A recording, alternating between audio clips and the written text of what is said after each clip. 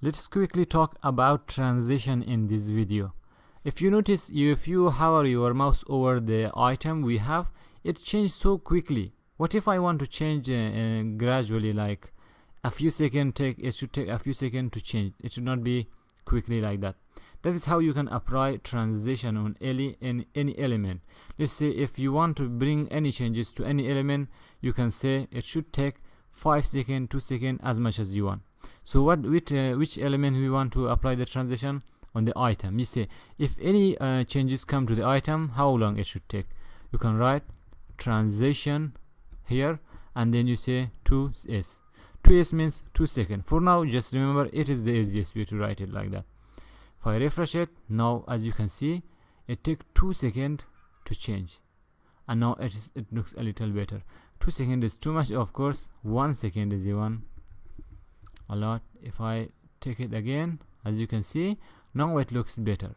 So that's how it works, the transition. You can go to caniuse.com and search for transition, because this feature is new in CSS3 and almost most browsers support it. If you write transition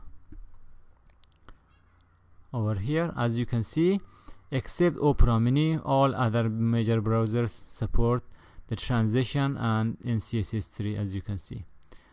And there are some other new features like crossfit function, not supported by most browsers except Chrome, and they should be, of course, with prefix of WebKit.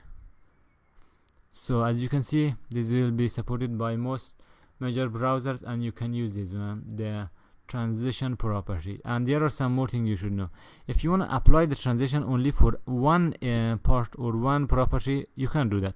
Let's say you only want to to apply the 1 second changes only to the background. The other thing should go fast, like this one. You can write background color, like the same thing. For example, you can say 1s background color.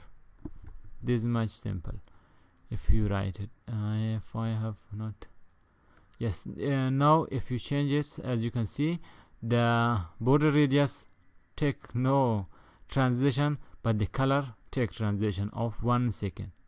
As you can see, this is how it works.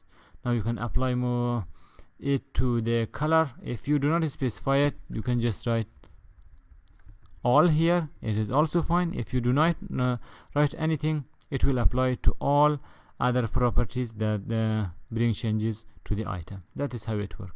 So I hope it has been informative for you. Thank you for watching, and see you in the next video.